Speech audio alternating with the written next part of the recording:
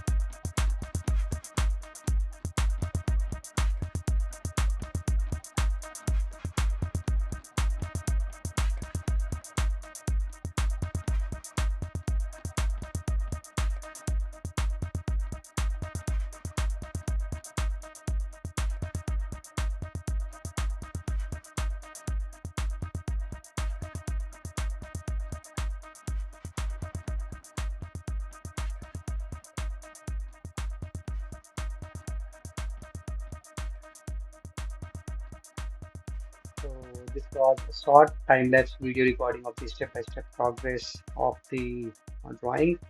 I hope you guys liked it. If you like this, like, share, and subscribe. Thank you.